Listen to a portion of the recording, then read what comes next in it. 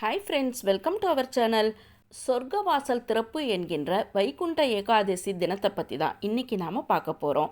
இந்த வைகுண்ட ஏகாதசி இந்த வருடத்தில் எந்த நாளில் வருகிறது, அன்றைய தினத்தில் நாம் எந்த நேரத்தில் வைகுண்ட ஏகாதசிக்கு உண்டான விரதத்தை மேற்கொள்ள வேண்டும், இந்த விரதத்தை நாம் எந்த நாளில் முடிக்க வேண்டும், மிகவும் முக்கியமாக இந்த வைகுண்ட ஏகாதசி தினத்தன்று நாம் விரதம் மேற்கொள்ளும் போது இந்த நாளில் நாம் எந்தெந்த காரியங்களை செய்ய வேண்டும், எந்தெந்த காரியங்களை தவிர்க்க வேண்டும், அதே மாதிரியே இந்த வைகுண்ட ஏகாதசிக்கு உண்டான விரதத்தை மேற்கொண்டு அந்த விரதத்தை முடிக்கின்ற நாளில் நாம் உணவில் எந்த வகையான உணவை சேர்த்து கொள்ள வேண்டும்.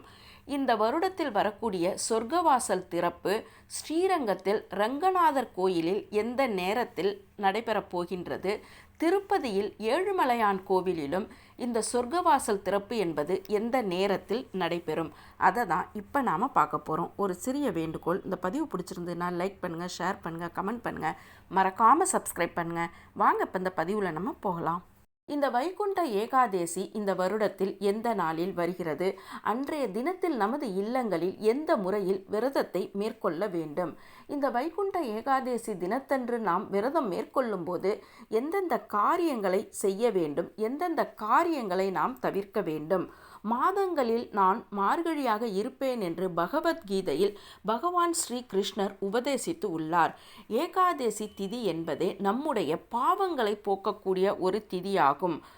15 திதிகளில் 11வது திதியாக வரக்கூடியதுதான் இந்த ஏகாதசி திதியாகும். இந்த ஏகாதசி திதியன்று நாம் விரதம் இருப்பதினால் நம்முடைய பாவங்கள் அனைத்தும் முற்றிலும் விலகிவிடும். மிகவும் முக்கியமாக இந்த வைகுண்ட ஏகாதசி தினத்தன்று நீங்கள் விரதம் இருந்தாலே உங்களுடைய பாவங்கள் அனைத்தும் முற்றிலும் விலகிவிடும். வருடத்தில் மொத்தம் 24 அல்லது 25 ஏகாதசி திதிகள் வரும். சில நேரங்களில் 26 திதிகள் கூட வரலாம்.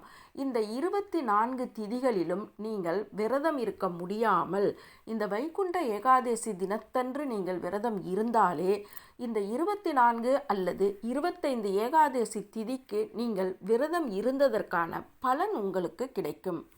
அதே மாதிரியே இந்த வைகுண்ட ஏகாதசி தினத்தன்று நாம் விரதம் இருக்கும்போது நம்முடைய மனம் முற்றிலும் பகவானையே நினைத்து கொண்டு இருக்க வேண்டும். இந்த ஏகாதசி திதி என்பதே ஞானேந்திரியம் 5 கர்மேந்திரியம் 5 மனம் 1 ஆக இந்த 11 சேர்ந்து பகவானிடம் ஈடுபடுவதையே நாம் ஏகாதசி விரதம் என்று சொல்கின்றோம். அப்படிப்பட்ட இந்த ஏகாதசி விரதமான வைகுண்ட ஏகாதசி தினத்தன்று கண்டிப்பாக நாம் அனைவருமே பகவானை நினைத்து விரதத்தை மேற்கொள்ள வேண்டும். மார்கழி மாதம் பெருமாளுக்கு உகந்த மாதமாக கருதப்படுகிறது. அப்படிப்பட்ட இந்த மார்கழி மாதத்தில் வரக்கூடிய ஏகாதசி திதியான, அதாவது வளர்பிறை திதியில் வரக்கூடிய ஏகாதசி திதியை தான் நாம் வைகுண்ட ஏகாதசி என்று சொல்கின்றோம். மாதத்தில் 2 முறை ஏகாதசி திதிகள் வரும். ஒன்று வளர்பிறை ஏகாதசி, இன்னொன்று தேய்பிறை ஏகாதசி. இப்போ நாம் இந்த மார்கழி மாதத்தில் வரக்கூடிய வளர்பிறை ஏகாதசி தினத்தன்று வருகின்ற வைகுண்ட ஏகாதசி தினத்தை பற்றி தான் பார்க்க போகிறோம். இந்த வைகுண்ட ஏகாதசி தினத்தன்று உங்களது வீட்டில் நீங்கள் விரதத்தை மேற்கொள்ளும் போது அன்றைய தினத்தில் வெங்காயம், பூண்டு, அசைவ உணவை கண்டிப்பாக தவிர்க்க வேண்டும். முடிந்தவரை உங்களது வீட்டில் பெரியவர்கள் விரதத்தை மேற்கொள்ளும் போது குழந்தைகளுக்கும் நீங்கள் இந்த வகையான உணவுகளை சமைத்து தரக்கூடாது. அன்றைய தினத்தில் குழந்தைகளுக்கு நீங்கள் சைவ உணவை மட்டுமே சமைத்து தர வேண்டும். அதே மாதிரியே இந்த ஏகாதசி தினத்தன்று விரதம் இருந்து துவாதசி தினத்தன்று விரதத்தை முடிக்கும் போது நீங்கள் அன்றைய தினத்தில் உங்களது உணவில் நீங்கள் சேர்த்து கொள்ள வேண்டிய மிகவும் முக்கியமான 3 பொருட்கள் அகத்திக்கீரை, சுண்டைக்காய், நெல்லிக்காய். இந்த 3 பொருட்களையும் நீங்கள் துவாதசி திதி என்று உணவில் சேர்த்து கொள்ள வேண்டும். சில நேரங்களில் இந்த 3 பொருளும் சில பேருக்கு கிடைக்காமல் போகலாம். அதாவது அகத்திக்கீரை, நெல்லிக்காய், சுண்டைக்காய். இந்த 3 பொருட்களும் உங்களுக்கு கிடைக்காத பட்சத்தில் ஏதாவது ஒரு கீரை வகையை அன்றைய தினத்தில் சமைக்க வேண்டும். துவாதசி திதியன்று நீங்கள் கீரை வகையை சமைத்து முழு உணவாக எடுத்துக்கொள்ள வேண்டும். மிகவும் முக்கியமாக இந்த ஏகாதசி தினத்தன்று நீங்கள் விரதத்தை மேற்கொள்ளும் போது முதல் நாள், அதாவது தசமி திதி அன்று இரவு உணவு என்பதை எடுத்துக்கொள்ளாமல் டிஃபன் மாதிரி தான் எடுத்துக்கொள்ள வேண்டும். சில பேர் வீட்டில் இரவு நேரங்களில் சாதம், சாம்பார், காய் என்று சாப்பிடுவார்கள். அந்த மாதிரி இல்லாமல் இந்த தசமி திதி என்று அவர்கள் டிஃபனாக தோசை, இட்லி, உப்மா இந்த மாதிரி சேர்த்து கொள்ள வேண்டும். மறுநாள் ஏகாதசி தினத்தன்று தான் உங்களுடைய விரதத்தை தொடங்கி துவாதசி திதி அன்று காலை நீங்கள் விரதத்தை முடித்து கொள்ள வேண்டும். இந்த விரதத்தை முடித்து கொண்ட பிறகு பெருமாளுக்கு வைத்த துளசி தீர்த்தத்தை எடுத்து அருந்திவிட்டு அந்த விரதத்தை முடித்து கொண்டு நீங்கள் அன்றைய தினத்தில் உணவை எடுத்துக்கொள்ளலாம். இப்போ நாம் பார்க்க போகிறது இந்த வருடத்தில் வரக்கூடிய வைகுண்ட ஏகாதசி எந்த நாளில் வருகிறது என்றும் அன்றைய தினத்தில் நாம் எந்த முறையில் வைகுண்ட ஏகாதசி விரதத்தை கடைபிடிக்க வேண்டும் என்றும் பார்க்கலாம். இந்த 2023ஆம் வருடத்தில் வரக்கூடிய வைகுண்ட ஏகாதசி என்பது ஜனவரி மாதத்தில் 2ஆம் தேதி என்றும் நடைபெற்றது. இப்போ வரப்போகின்ற இந்த வைகுண்ட ஏகாதசியும் இதே வருடத்தில் தான் வருகிறது. அதாவது டிசம்பர் மாதம் 23ஆம் தேதி சனிக்கிழமை அன்று வைகுண்ட ஏகாதசி நடைபெறுகிறது. பெருமாளுக்கு மிகவும் உகந்த நாளாக கருதப்படுகின்ற இந்த சனிக்கிழமை அன்று வைகுண்ட ஏகாதசி வருவதினால் கண்டிப்பாக நீங்கள் உங்களால் முடியும் என்கின்ற பட்சத்தில் விரதத்தை மேற்கொள்ளலாம். உங்களால் இந்த விரதத்தை மேற்கொள்ள முடியாமல் இருக்கின்ற பட்சத்தில் அன்றைய தினத்தில் அசைவ உணவுகளை எல்லாம் தவிர்த்துவிட்டு சைவ உணவாக எடுத்துக்கொண்டு பெருமாளின் நாமத்தை ஜபித்து கொண்டே இருக்க வேண்டும். டிசம்பர் மாதம் 23ஆம் தேதி சனிக்கிழமை என்று வைகுண்ட ஏகாதசி வருவதினால் அன்றைய தினத்தில் நீங்கள் விரதத்தை மேற்கொண்டு பகவான் ஸ்ரீ கிருஷ்ணருக்கும் பெருமாளுக்கும் நீங்கள் துளசி மாலை சாத்த வேண்டும். இந்த துளசி மாலையையும் நீங்கள் முதல் நாளன்றே தயார் செய்து வைத்து கொள்ள வேண்டும். ஏகாதசி திதி அன்று நீங்கள் துளசியை பறிக்கக்கூடாது.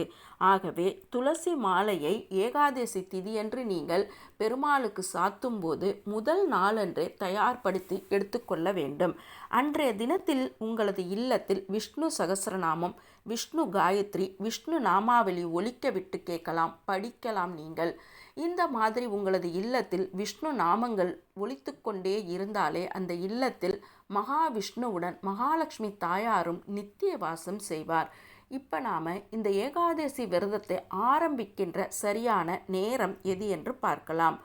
இந்த வருடத்தில் வரக்கூடிய ஏகாதசி திதி, அதாவது இந்த மார்கழி மாதத்தில் வரக்கூடிய வளர்பிறை ஏகாதசி திதி என்பது 22/12/2023 வெள்ளிக்கிழமை காலை 10:03 இருந்து ஆரம்பமாகி சனிக்கிழமை, அதாவது 23/12/2023 சனிக்கிழமை காலை 6:25 முடிவடைகிறது.